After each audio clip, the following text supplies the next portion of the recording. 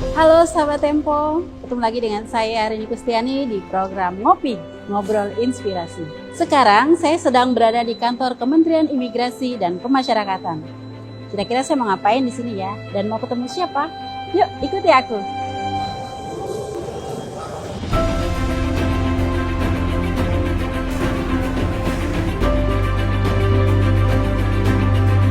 Dalam episode kali ini, kita akan membahas tentang dunia keimigrasian dan pemasyarakatan.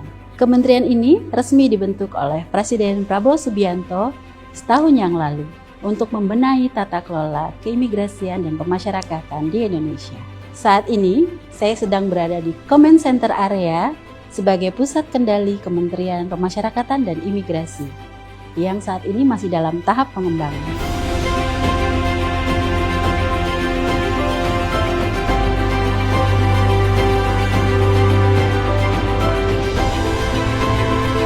Tahun ini, Direktorat Jenderal Imigrasi mengalami kenaikan pendapatan negara bukan pajak. Tentu saja ini menjadi sebuah pencapaian yang luar biasa. Nah, teman-teman, kita perlu ketahui ini, apa saja yang sudah dilakukan. Yang kita dengar ada Golden Visa, kemudian ada program All Indonesia. Lantas apa ya dampak dari kenaikan PNBP tersebut untuk masyarakat Indonesia? Yuk, kita langsung saja berbincang dengan pelaksana tugas Direktur Jenderal Imigrasi Bapak Yulius. Gimana? Halo Pak. Mbak Rini, apa kabar? Baik. Akhirnya nyampe juga ya. Iya Pak. Di Gimana imigrasi. kita ngobrolnya Pak? Sana ya? Oke, sebelah sana. Sip.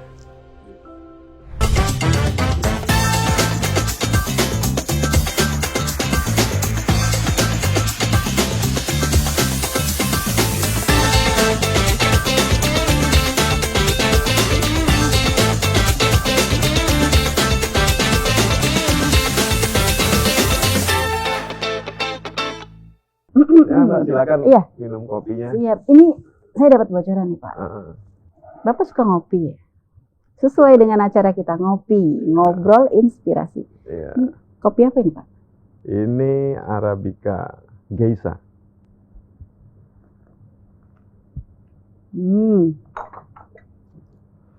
Kebetulan saya hobi kopi, Oke. jadi sedikit belajar tentang ngerosting kopi. Dikit aja Mbak, belajar buat kesenangan pribadi aja. Sedikit tapi Terus. ini nikmat banget Pak. Oh ya, sedikit belajar tentang ukuran ngegrinder kopi, Giling sendiri. grinder sendiri gitu. Jadi mulai dari roasting saya roasting sendiri, Saya roasting. grinder saya grinder sendiri. Terus bikin kopi juga saya, kalau untuk saya sendiri saya biasa bikin sendiri. Bahkan kalau saya lagi kumpul-kumpul keluarga gitu, saya dengan senang hati buatin kopi untuk keluarga besar saya bikin sendiri. Di rumah ya, tapi ya di rumah. Kapan-kapan main ya Pak? Iya. Kita sudah bersama Pak Pelaksana Tugas Direktur Jenderal Imigrasi Pak Yulius Man. Halo Bapak. Oke, teman-teman, tadi kan kita sudah bertanya ya, imigrasi ini kan baru terpisah nih dari Kementerian Hukum dan HAM ya Ya. Pak ya. Nah, itu apa sih Pak bedanya ketika sudah berpisah dari Kementerian Hukum dan HAM dan sekarang independen menjadi Kementerian Imigrasi dan Pemasyarakatan? Ya. Silakan Bapak. Baik. Ketika kita masih bergabung dengan Kementerian Hukum dan HAM, tentunya kan pada saat itu banyak dirjen ya. Ada beberapa dirjen, Direktur Jenderal. Kalau nggak salah ada 6 ya Mbak ya, ada 6 dirjen. Satu menteri membawai 2 dirjen. Sekarang Menteri Imigrasi dan Pemasyarakatan.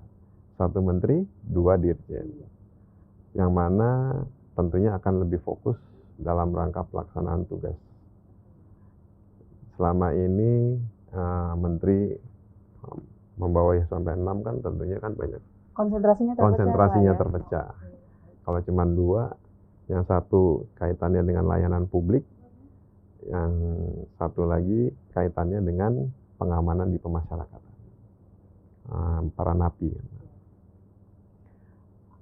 Direktorat Jenderal Imigrasi itu memerlukan peningkatan dan akselerasi tentunya. Tentunya dalam karena rangka. pelayanan publik Pak ya. Iya, karena dalam era Pak Presiden Prabowo, kan beliau pasti menginginkan adanya akselerasi di berbagai bidang.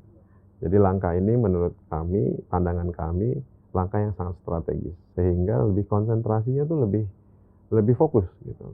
Nah, dalam rangka mencapai apa yang diinginkan oleh Pak Presiden, ini bisa terlaksana. Walaupun tentunya kan begitu memecah. Iya, nomenklatur berubah. Aset juga Iya. ada pemisahan, anggaran juga demikian. Tapi itu semua kan bisa kita percepat untuk melakukan proses perubahan. Berarti tadi tantangannya memecah nomenklatur, aset dan sebagainya. Nah, itu prosesnya gimana tuh Pak? Jadi gini Mbak, dalam satu direktorat jenderal, artinya dalam satu lembaga yaitu institusi, kan kita tidak lepas dari man, money, method, dan material, ya kan? Kita bicara man ini SDM. Dulunya satu kementerian dipisah menjadi dua, ada bahkan sekarang kan ada 3 kan Mbak, Menteri Hukum, HAM, dan IMIPAS dengan satu Menko. Nah, ketika ada pemecahan itu pasti SDM-nya akan dipisah-pisah. Iya. Memang yang paling tinggi, yang paling banyak itu dalam pemecahan itu adalah Kementerian IMIPAS. Oh iya, punya Kanwil banyak Pak ya? UPT ya, bukan Kanwil UPT. Itu banyak sekali Mbak, di atas 400.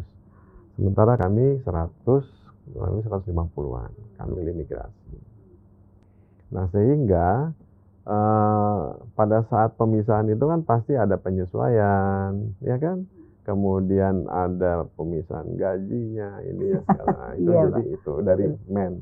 Kemudian dari money yang tadi saya sampaikan. Anggarannya yang selama ini menginduk ke sana, ini harus dipisah ke sini. dulu satu kementerian dibagi 6. Sekarang satu kementerian dibagi 2. Terus metodenya ya tentu berbeda kan. Kalau di kita kan memang lebih kental ke penegakan hukum dan pelayanan. Pelayanan itu kepada masyarakat dan penegakan hukum apabila ada WNA yang melanggar. Kemudian materialnya tadi sampaikan. Material ini kan banyak Mbak. Aset gedung. Kita mau yang kantor yang mana? Yang diambil oleh Kementerian Hukum mana? Yang diambil oleh Kementerian Imigrasi dan Pemasyarakatan mana? Belum di wilayah. Kanwil dulu 1. Sekarang kanwilnya 3 pejabat. Gimana? 1 gedung bagi 3. Kan nggak mungkin. Harus ada reorganisasi. Harus ada yang semuanya. Mana yang dikuasai, nanti yang ini kita cari. Tapi semua itu memang kita bersinergi. Satu sama lain berusaha untuk saling melengkapi. Dekatkan dengan pemerintah daerah agar dapat bantuan hibah bangunan, tanah untuk dijadikan kantor. Jadi disitulah kemudian juga kita menilai mana kanwil-kanwil kita yang punya effort lebih, punya semangat yang luar biasa sehingga dia menjalin komunikasi dan kolaborasi dengan pemerintah daerah. Banyak yang disayang loh Mbak sama para gubernurnya sehingga sehingga udah Pak nanti kantornya di sini aja. Dihibahkan oleh pemerintah daerah, akhirnya Pak Menteri ke daerah. Ya. Bahkan udah sama bangunan ya, sudah sama gedungnya ya. Seperti contohnya di Yogyakarta, sama di Sulawesi Utara. Kita diberikan hibah tanah dan bangunan kantor sudah jadi dari BRIN. BRIN kan ada pemotongan ini, kemudian kita dikasih. Karena kita punya komunikasi yang baik dengan BRIN. Oleh BRIN dikasih gedung bagus, ada tanahnya luas, parkiran ada, bahkan ada mobil-mobil dinasnya pun dikasih ke kita, dihibahkan. Wow. Nah, itu. Oke. Ini luar biasa sekali usaha selama setahun terakhir. Selain tetap pelayanan harus tetap berjalan, penegakan hukum untuk WNA yang melanggar juga berjalan, tapi di dalamnya juga ada pembenahan karena ada perubahan nomenklatur dan pemisahan itu ya Pak. Nah, yang menarik adalah dalam proses itu, yang tentu jelimet ya Pak ya, ada penambahan penerimaan negara bukan pajak. 18,6%. Itu angka yang luar biasa itu Pak. Di tengah kita sedang bergejolak di luar, tapi kita juga menarik PNBP yang begitu besar. Itu gimana Pak resepnya? Tugas pokok fungsi imigrasi itu 4 Mbak. Jadi ada 4 fungsi pokoknya. Itu ada 4 sebetulnya Mbak. Okay. Yang pertama pelayanan tadi, yang kedua penegakan hukum, yang ketiga penjaga keamanan negara, yang keempat fasilitator. Baik. Penjaga keamanan negara dan fasilitator ini apa ini? Kalau pelayanan tentunya kan yang dilayani masyarakat dan WNA toh. Ya. WNA terkait dengan pembuatan visa, masyarakat terkait dengan pembuatan paspor. Dua ini kita semuanya sekarang mengarah ke era digitalisasi. Oke, bahkan digitalisasi yang kita bangun itu sampai merambah ke daerah-daerah. Artinya bukan hanya di kota-kota besar saja, tetapi di seluruh wilayah kita sudah menerapkan digitalisasi. Contoh, di seluruh UPT-UPT yang di daerah pun sekarang pembuatan paspor sudah dengan elektronik, tidak dengan cara manual. Oke. Walaupun tidak semua masyarakat itu melek digital. Oke. Dan bagaimana kalau kita melayani yang tidak melek digital? Di kantor-kantor imigrasi itu melayani, Mbak. Daftarnya secara manual. Bahkan konvensional tetap terlayani. ada dong, ada. Karena apa kabar nanti yang orang-orang lansia toh datang gitu. Nah, kita bahkan untuk mengantisipasi itu kita bikinkan counter khusus kok untuk yang lansia. Nah, itu dari segi pelayanan. Begitu juga dengan yang di luar negeri, Mbak, WNA yang mau membuat visa. Kita juga berikan layanan yang bagus, yang gampang dengan cara dia bisa bayar secara online dengan kartu kredit. Dengan mungkin yang sekarang lagi ngeter-ngeterin apa istilahnya payment gateway. Ya. Terus ketika dia mau perpanjang visa juga demikian. Dia bisa dilakukan secara online. Karena rata-rata WNA kan ke sini kebanyakan ada yang bekerja, Mbak, ada juga yang berwisata. Kalau berwisata kan nggak perlu perpanjang. Paling hanya beberapa. Ya, tapi ada juga yang long stay loh, Mbak. Di Bali. Ya? Iya. Di Bali itu malah mereka setelah 30 hari mereka perpanjang lagi. Karena betah kali ya tinggal di Bali. Jadi nyaman soalnya di Indonesia. Nah, yang menarik ini, Mbak, yang kedua, masalah penegakan hukum. Di zamannya Pak Menteri Agus Handrianto, Menteri ini pas yang pertama, beliau sangat sekali concern terhadap penegakan hukum. Beliau concern pada saat beliau jadi menteri, beliau menunjuk saya sebagai Direktur Pengawasan dan Penindakan. Jadi jabatan saya yang strukturalnya itu adalah sebagai Direktur Pengawasan dan Penindakan. Beliau memberikan PR yang cukup banyak kepada saya dan PR beliau saya laksanakan.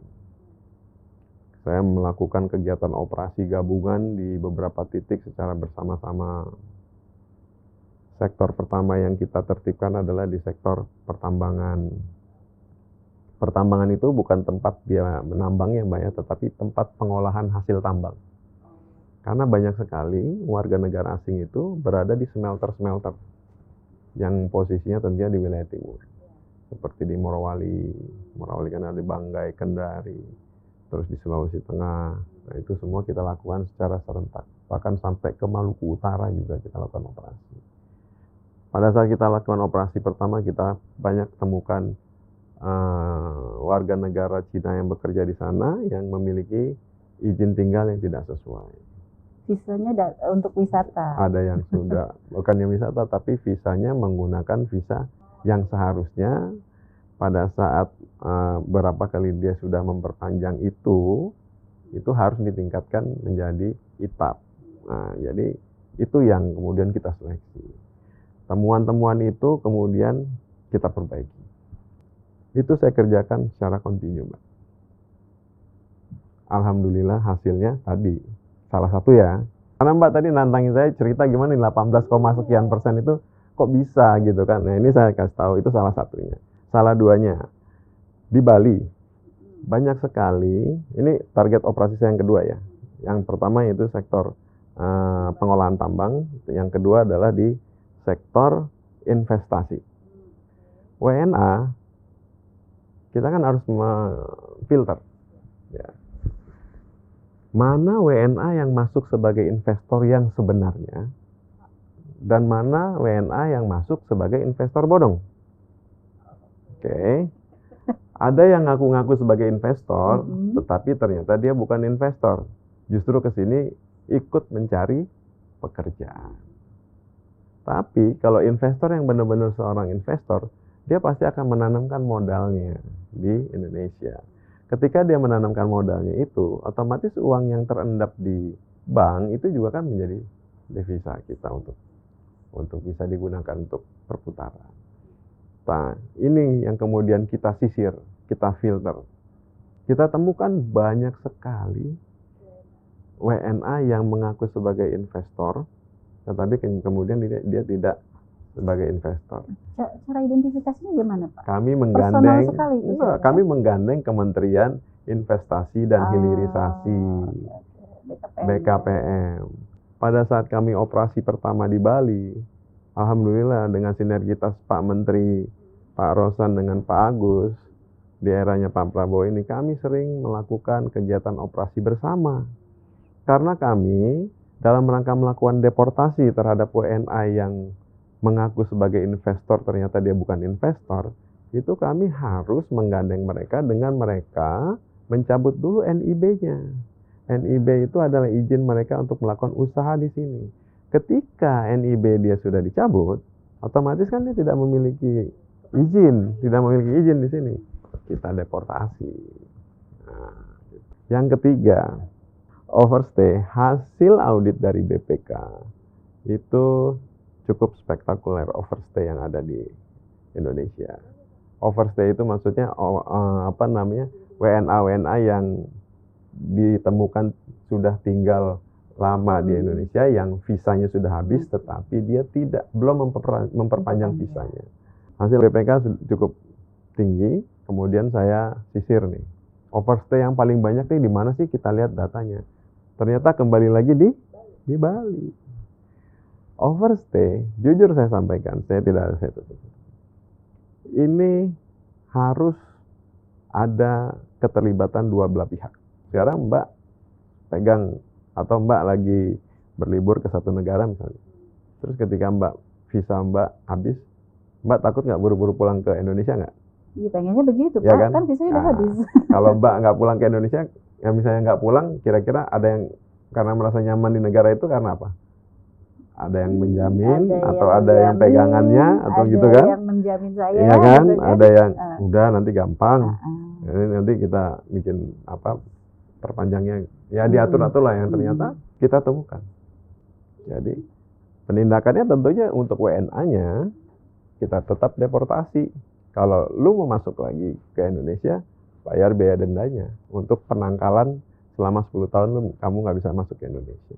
Atau dia bayar denda overstay-nya sendiri, sebelum dia dideportasi, dia bayar dulu sehingga dia bisa melanjutkan tinggal di Indonesia. Sekarang yang ketiga, imigrasi sebagai penjaga keamanan negara. Itu bukannya tugasnya TNI Polri, Pak? Ya, ya. Kita pintu gerbang masuknya orang asing, Mbak. Oh iya. Ya, ketika dia mau masuk ke Indonesia, garda terdepan yang melakukan pemeriksaan itu adalah migrasi. Nah, kenapa dia bisa menyumbang KNBP? Karena kita menseleksi investor-investor mana yang layak untuk masuk ke Indonesia. Wisatawan-wisatawan mana yang memang benar-benar wisatawan yang mau ke Indonesia. Jangan wisatawan yang nyampe-nyampein nanti sampai di sini bikin gaduh, bikin rusuh. Pak Wayan Koster pernah diskusi dengan kami, Pak, kalau backpacker itu masuk ke Bali, itu hanya nyusahin kebanyakan, Pak. Bahkan mereka itu yang membuat gaduh. Jadi gelandangan gitu. Ya, mereka juga nginepnya di satu tempat penginapan itu bisa rame-rame. Satu kamar mungkin bisa 4-5 orang, karena kan nggak diatur. Disitulah kemudian ada penyaringan dari kita. Karena kan pada saat dia mau masuk kan dia mengajukan visa. Pada saat mengajukan visa kan nama kita kan kita profiling dulu. Iya. Ini siapa? Ini kira-kira bagaimana? Terus dari segi keamanannya ini terafiliasi tidak dengan paham-paham yang ya kan? Kemudian dia pernah nggak masuk ke dalam putusan Mahkamah Internasional? Pernah dapat hukuman nggak? Biasanya oleh kita pihak imigrasi, apabila dia tidak bisa melewati hasil profiling itu tidak di-approve, Mbak. Nggak di-approve. Nggak akan keluar visanya, Pak, ya? Visanya nggak akan keluar. Nah, tetapi ada beberapa negara yang bisa masuk ke Indonesia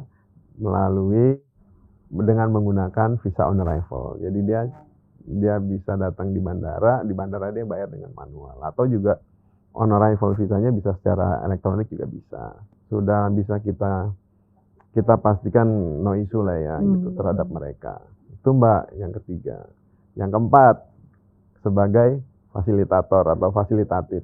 Fasilitator apa nih Pak? Fasilitator terhadap para investor-investor yang mau masuk. Setelah mau masuk, fasilitas apa yang mereka perlukan, tentunya kita mempermudah memberikan visa kepada mereka. Terus pada saat mereka akan memperpanjang, kita berikan kemudahan untuk memperpanjang, sehingga mereka nyaman. Kita kan sekarang lagi istilahnya mempromosikan. Pariwisata kita lagi ini. Kami juga kerjasama dengan pariwisata. Kita berikan kemudahan-kemudahan. Begitu juga yang lain dari sektor yang lain. Kita dari pelayanan kita berikan kemudahan. Tentunya dengan era digitalisasi ya tentunya dengan digital yang kita kedepankan. Tadi ada fasilitas untuk masyarakat yang tidak digital savvy Pak. Jadi yang lansia diberikan pelayanan konvensional begitu. Itu yang artinya tidak melek. Iya, gaptek Pak. Ya, gaptek lah ya. Iya. Nah, kalau di kita di Indonesia kan yang gaptek rata-rata kan, mohon maaf nih, rata-rata kan yang usianya sudah lanjut ya. Kalau Gen Z kayaknya enggak deh, itu melek banget itu sama. Betul. Mereka kita berikan layanan manual. Ya. Bisa datang langsung ke tempat-tempat pembuatan paspor. Baik itu ke kantor imigrasi, baik itu ke immigration lounge. Sekarang kita banyak loh, Mbak. Iya Pak, di mall banyak. Di mall. Sekarang cuci mata. Iya kan. Bahkan untuk para lansia itu kita siapkan counter khusus untuk lansia. Sehingga begitu lansia datang, dia mendapatkan pelayanan khusus. Di immigration loan itu kan ada duta-duta pelayanannya. Apalagi kalau yang datang lansia, pasti sudah mendapatkan layanan khusus dari duta yang ada di immigration loan tersebut. Tinggal duduk manis. Duduk manis semuanya datang. Bahkan ada di beberapa immigration lounge yang fotonya bisa, dia duduk di situ nggak usah antri atau masuk ke counter dia di fotonya nggak. Petugasnya datang, ibu-ibu atau nenek yang nggak bisa jalan gitu, pakai kursi roda, tidak usah menghampiri petugasnya datang. Sampai segitu loh pelayanannya kita. Iya, jadi nggak usah khawatir. Untuk yang non digital savvy, kita ada layanan khusus. Jadi semuanya terlayani. Baik. Saya dengar nih imigrasi punya patroli, Satgas Patroli Imigrasi di Bali. Itu ngapain sih Pak mereka tuh? Jadi gini Mbak, Satgas Patroli Imigrasi di Bali itu diawali dengan adanya kejadian-kejadian yang cukup banyak di Bali ya Mbak. Bahkan sampai ke dunia internasional karena kan itu ada live TikToknya, ya kan?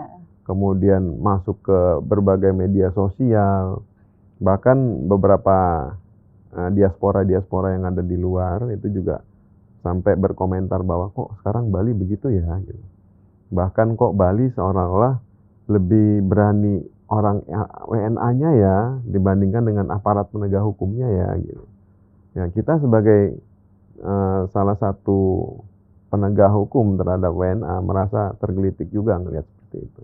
Apalagi pada saat itu IMIPAS ini baru terbentuk kan. Dengan adanya itu kita mengadakan rapat internal. Saya pimpin rapatnya, saya minta masukan dari beberapa direktur kita.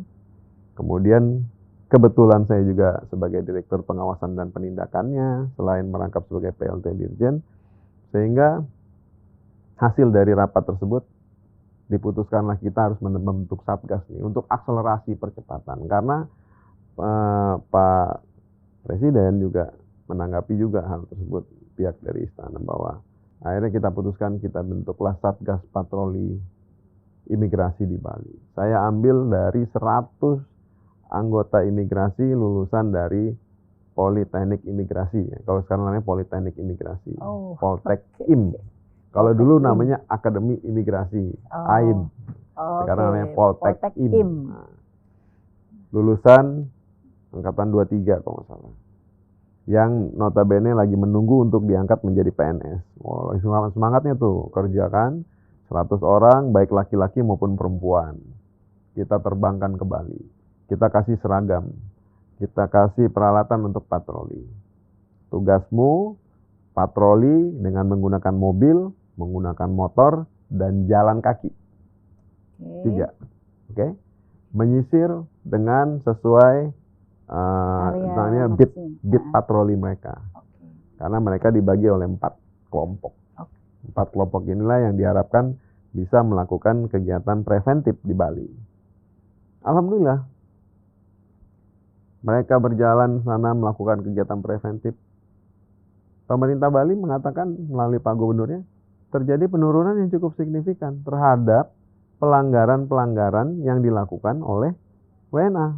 Karena mereka itu menganggap bahwa yang bisa menindak mereka itu adalah imigrasi. Jadi seolah-olah mereka tuh lebih takut sama imigrasi dibandingin sama yang lain gitu. Nah, dengan adanya itu, alhamdulillah Mbak, keributan-keributan yang sering terjadi di kafe-kafe juga, itu benar-benar ini tindak pidana, bahkan beberapa kriminalitas pun turun. Yang ini menyampaikan bukan saya loh, yang menyampaikan kepala daerah loh. Itu efektif dalam berapa lama itu? Kan mereka terjun di bulan mereka itu di sana sekarang sudah, kalau nggak salah udah masuk sekarang ini bulan keempat ya Mbak. Cukup efektif. Udah masuk bulan keempat apa kelima gitu, saya lupa. Sudah turun drastis ya, cukup angka kriminalitas dari WNA itu. Kan Bali itu kan sangat dinamis ya Mbak. Bali itu sangat dinamis. Hari, minggu, bulan itu bisa berubah dengan situasi di sana itu. Makanya itu harus dijaga. Tapi WNA jangan semena-mena ya kalau di Indonesia. Makanya Mbak, kita juga merasa tergelitik juga ya. Kalau sampai ada bahasa ya sindiran lah ya, kok lebih galak ininya ya WNA-nya. Kalau kita di luar negeri perasaan kita takut ya untuk melanggar ya. Iya, gitu. Jadi marwahnya kita harus kita jaga. Ya, itu marwah dari kebangsaan kita ya. Pak, ini kan Bali. Terus tadi ada concern ya, patroli Satgas Patroli Imigrasi di pertambangan. Nah, itu next step-nya gimana tuh Pak? Apakah tadi pekerja ilegal itu atau pekerja overstay tadi akan jadi sasaran berikutnya atau gimana? Iya. Karena kan gini, masa berlaku visa itu kan berjalan kan. Kalau yang perusahaan-perusahaan yang memiliki sponsor-sponsornya yang nakal gitu kan, kadang-kadang juga sengaja dia biarkan. Begitu nanti sudah habis, dia biarkan di sana, sehingga ya kayak kucing-kucingan gitu kan. Nah, kalau kita melakukan patroli itu, bedanya patroli yang dilakukan di wilayah pengolahan tambang dengan patroli di daerah wisata, itu bedanya. Kalau di daerah wisata kan kita kan kelihatan dia ngapain kegiatannya, karena kan di publik kan, itunya di area publik. Kalau yang di dalam sektor pertambangan, pengolahan pertambangan, itu mereka kerja di sana. Iya, di dalam sebuah perusahaan. Dan mereka tidak berkeliaran, dia di dalam. Yang kita lakukan pengecekan itu adalah dokumennya mereka. Nah, dokumen-dokumen ini di mana? Dokumen-dokumen ini kan di perusahaan, tapi bahasanya sama-sama patroli karena kan kegiatannya preventif, gitu loh. Jadi kita patroli itu. Makanya kemarin kalau nggak salah Pak Menteri baru meresmikan UPT yang di Morowali. Ya? Oh bagus Mbak. Bagus itu. Itu bantuan resmi dari pemerintah daerah setempat. Mereka membangunkan gedung kantor untuk tipe kelas 1. Wow, itu kan gila kan? Keren loh. Tinggi itu. Oh iya, karena biasanya pembangunan kantor itu diawali dengan kelas 3 dulu, nanti naik jadi kelas 2, kelas 2 naik kelas 1. Ini langsung kelas 1. Kenapa kita ajukan dia kelas 1? Karena dari tanah yang dia hibahkan sampai dengan bangunan yang dia siapkan dan infrastruktur lain seperti rumah dinas, masjid, layanan ininya semua cocoknya kelas 1. Kita ajukan ke Menpan RB kelas 1 di ACC. Dengan tentunya layanan yang sudah demikian banyak di sana. Layanan ini kan sampai ribuan Mbak di sana. Iya. Banyak sekali di Morowali itu yang smelter-smelter itu kan. Pak, ini imigrasi kalau saya bilang apa nggak kurang kerjaan Pak? Udah ngurusin pelayanan publik ya. Terus ngurusin fasilitasi. Terus penegakan hukum. Satu lagi tadi Pak, garda terdepan keamanan negara, memfilter masuknya WNA yang ke Indonesia. ada lagi desa binaan, Pak. Ya, Nggak kurang banyak tuh, Pak, ya. Ada lagi imigrasi ngurusin warga desa. Desanya, warganya dibina untuk apa nih, Pak? ya. Jadi gini, Mbak. Ini sebetulnya berangkat dari ada keinginan kami, jajaran imigrasi, itu ingin menaikkan indeks paspor Indonesia itu menjadi peringkatnya lebih tinggi lah dari sekarang. Karena berdasarkan data kan indeks paspor kita kan kurang baik lah. Kalau nggak salah di posisi 54 dunia. Salah satu yang menyebabkan indeks paspor itu adalah banyaknya paspor Indonesia ketika digunakan ke negara, baik itu untuk wisata ataupun untuk bekerja, ini ada masalah. Paspornya itu, Mbak, beberapa case itu ditemukan ada satu orang tenaga kerja sudah pernah masuk ke negara tersebut sampai 2-3 paspor dengan data yang berbeda. Usianya, waktu yang pertama masuk usianya masih 1980. Masuk lagi yang kedua, karena dia balik lagi kerja di sana, usianya kelahiran 85. Ini kok paspornya yang mana yang benar? Akhirnya orang ini dipulangi. Beberapa case itu yang membuat indeks paspor kita agak susah naik. Karena itu kaitannya dengan TPPO. Selain tentunya ada beberapa faktor-faktor yang lain yang bisa mendorong indeks paspor kita naik. Oh, tapi itu tidak memperlama pelayanan kan, Pak? Nah, itu pertanyaan yang menarik soalnya karena kita melakukan itu kan karena untuk mempercepat pelayanan, ya kan, Mbak? Tetapi di sisi lain penilaian dari organisasi yang melakukan penilaian tersebut justru itu seolah-olah terlalu mempermudah mengeluarkan paspor. Kalau di satu negara, Mbak, nyetak paspor, bahkan ada yang sampai 3 bulan, 2 bulan. Harusnya kan cepat, tapi disertai dengan keamanan yang baik gitu. Nah, kenyataannya kan itu. Kenapa tadi saya bilang hubungannya, saya bicara ini di awal, terus Mbak tadi nanya soal desa binaan. Karena hubungannya ini, Mbak bingung kan? Hubungannya begini. Ada ya. Desa binaan itu adalah desa-desa di mana yang menghasilkan tenaga kerja. Oh, jadi desa binaan imigrasi adalah desa binaan di mana desa-desa tersebut atau wilayah-wilayah tersebut adalah wilayah-wilayah penghasil tenaga kerja yang berangkat ke luar negeri, pekerja migran, PMI. Mereka ini harus diberikan pemahaman. Karena kebanyakan ketidaktahuan mereka sehingga mereka menjadi korban. Korbannya siapa? Yaitu agen-agen pencari pekerja migran ini. Pokoknya, dengan udah pakai bahasa pokoknya ini yang repot nih. Pokoknya. Nah, sehingga mereka kebanyakan dibohongin. Nah, kita masuk ke desa binaan itu untuk memberikan pengetahuan kepada mereka. Bahwa apabila untuk menjadi PMI itu persyaratannya begini loh. Lengkapilah dengan pelatihan-pelatihan sehingga ketika berangkat sudah punya skill dan tidak dibohongi lagi berdasarkan data identitas kita. Nah, begitu mereka sudah paham, akhirnya kan dia akan membuat paspornya dengan karena dia paham kan gitu. Dia nggak mau lagi dibodoh-bodohin. Lah, saya nggak mau gini. Ya akhirnya penyalahgunaan paspor pun yang melibatkan oknum imigrasi dan sponsor yang nakal tersebut bisa tereliminir. Oke, Mbak. Sehingga TPPO bisa kita tekan. Desa mana, Pak, binaannya nih? Kebanyakan di mana? Timur. Ya, betul. Jadi desa binaan itu kebanyakan daerah yang mengirimkan PMI. Karena begini loh, Mbak. Paspor yang banyak disalahgunakan itu adalah paspor yang digunakan oleh PMI. Yang banyak bermasalah di luar. Bermasalahnya ujung-ujungnya di data. Data identitas pribadi. Nama yang sama. Nama yang sama dengan. Padahal Padahal secara kesisteman dan teknologi, kita sudah memperkuat teknologi kita.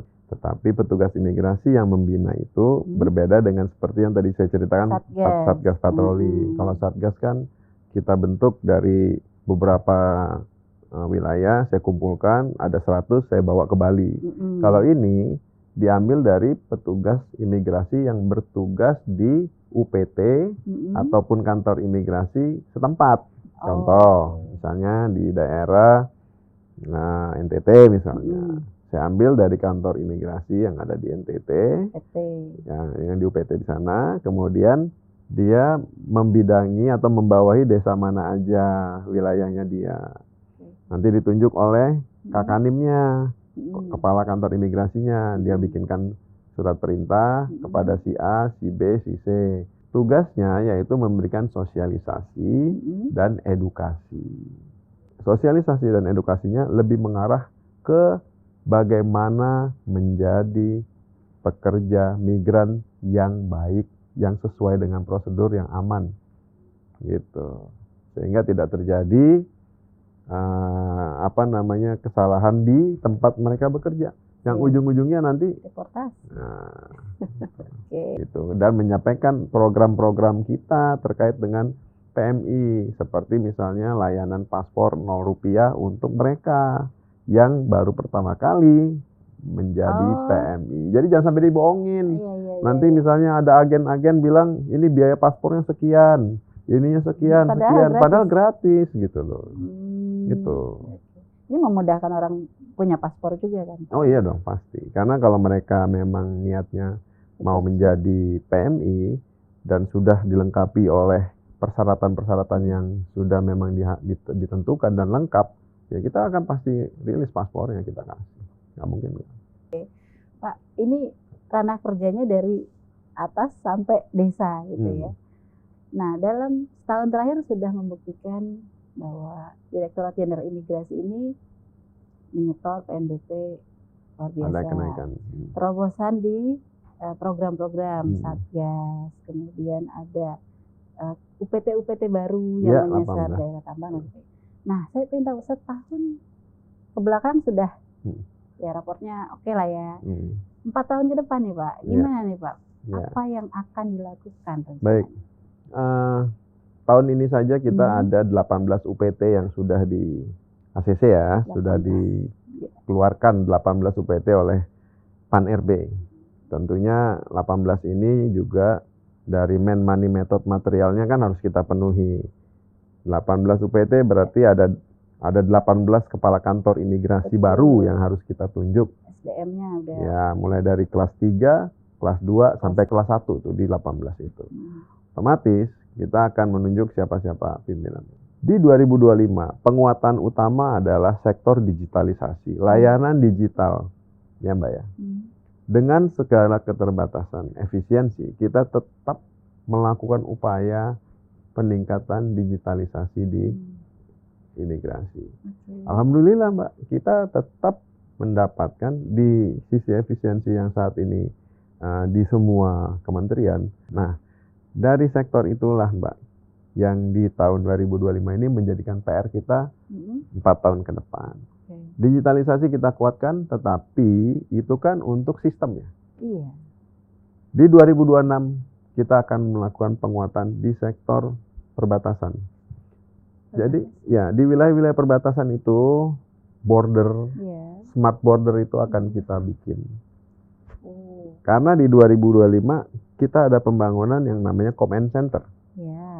Command Center 2025 sudah terbangun, itu untuk kita melakukan pengawasan di seluruh wilayah perbatasan yang ada di Indonesia dan melakukan pengawasan di pemasyarakatan. Command Center-nya dulu nih kita bikin dan sekarang sudah ada di lantai 19. Command Center ini bisa Mbak lagi ada di lapas Nusa Kambangan misalnya, saya bisa komunikasi dengan orang lapas. Atau Mbak lagi ada di kantor imigrasi di mana misalnya yang jauh lah, Papua, bisa kita komunikasi. Papua misalnya. Perbatasan Papua Nugini. Ya, tapi yang kantor imigrasinya ya, karena yang sudah terpasang CCTV itu baru yang ada di kantor imigrasi. Karena kan sudah existing. Saya tidak pengadaan gitunya, tapi dia memang sudah ada CCTV-nya. Tinggal command center-nya kita bikin. Nah, sekarang command center itu sudah ada. Tapi yang untuk di wilayah-wilayah perbatasan ini juga yang namanya smart border itu harus kita bikin CCTV-nya karena sekarang ini belum ada. Penguatan dulu di sana. Sehingga kita bisa melakukan pengawasan secara digital, secara AI. Di sana akan dibangun juga karena kita sudah punya AI-nya. Yang ada di command center itu pakai AI, Mbak. Command center-nya udah oke. Dan taktikal bisa digunakan untuk kegiatan operasi. Kita lagi operasi di Bali, anggota kita pasangin body cam. Kita bisa lakukan perintah komennya dari lantai 19. Gitu. Orang-orang yang melintas di wilayah perbatasan seperti Atambua, Entikong, Kucing itu, kalau ada kameranya bisa kelihatan dan bisa memantau berapa yang keluar masuk tanpa adanya declare pun yang sembunyi-sembunyi itu bisa ketahuan. Gitu. Itu ya cita-cita kita. Penguatan di wilayah perbatasan 2026. 2027 tentunya semua sudah dikuatkan. Tinggal kontribusinya kepada negaranya juga makin meningkat, teman. Nah, setelah kita sudah kuat ini, harapan kita di 2027, 2028, 2029 terus kita develop dari sisi IT-nya, dari sisi digitalnya, dari sisi pelayanan terus kita tingkatkan sehingga investor asing kan makin banyak. Wisatawan yang masuk semakin wisatawan yang berkualitas. Sehingga ya program resiprokal kita dengan negara-negara tetangga, resiprokal itu di sana bebas visa, di sini bebas visa. Itu bisa kita terapkan sehingga ya makin banyak wisatawannya. Makin devisa negara makin masuk. PNBP makin besar. PNBP makin naik. Insentif ke lembaga juga.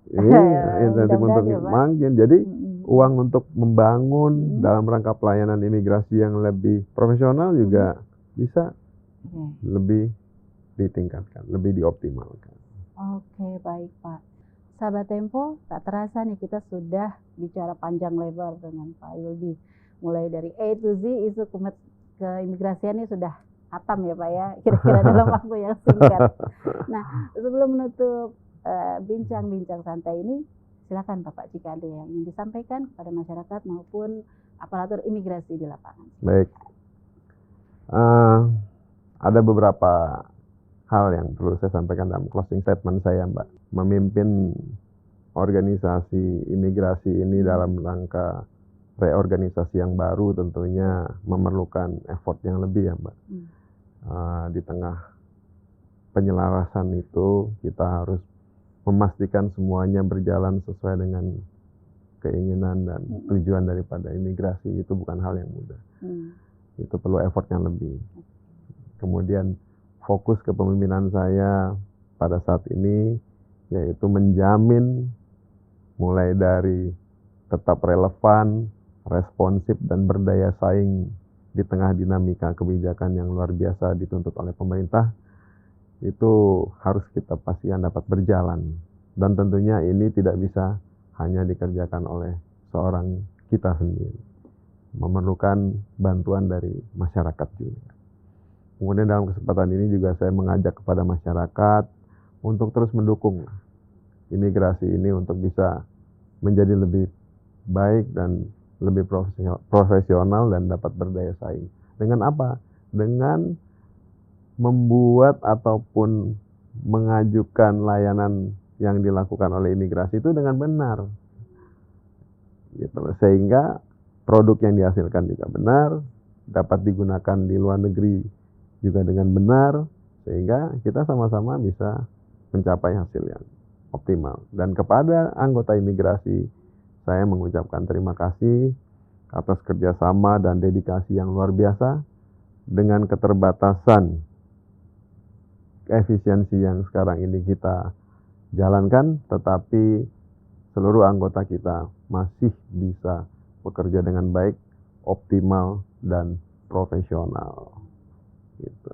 Terbukti kan PNBP Iya, naik 18,6%. 18,6%. Berarti sudah sesuai on the track Pak ya. On the track. Semoga kedepannya juga terus dan berkembang, Ya. pelayanan tetap prima, Hmm. dan penegakan hukum tentunya ya, Ya. karena itu dignity kita ya. Ya. Kita berkuasa di negara kita sendiri. Iya, kita harus menjadi tuan rumah di negara kita. Nah, Kita harus menjadi penegakan hukum yang berkeadilan di negara kita. Masa orang luar negeri WNA bisa semena-mena di kita? Ya jangan sampai. No. Oke, baik. Luar biasa sekali terobosannya. Setahun terakhir kita sudah menyaksikan ya pertumbuhan, Iya. progres, dan segala macam inovasi dari Direktorat Jenderal Imigrasi. Sahabat Tempo, saya akhiri perbincangan ini dengan Pak Yuli Gusman. Terima kasih banyak Pak sudah menerima Sama-sama. Tempo. Dan di kantor menikmati Bapak. kopinya ya. Luar biasa kopinya. Mungkin next time kita Oke. ajarin saya Pak. Iya. Baik, pemirsa Tempo, sampai jumpa lagi di program Ngopi, Ngobrol Inspirasi bersama tokoh-tokoh yang inspiratif untuk kita. Sampai jumpa.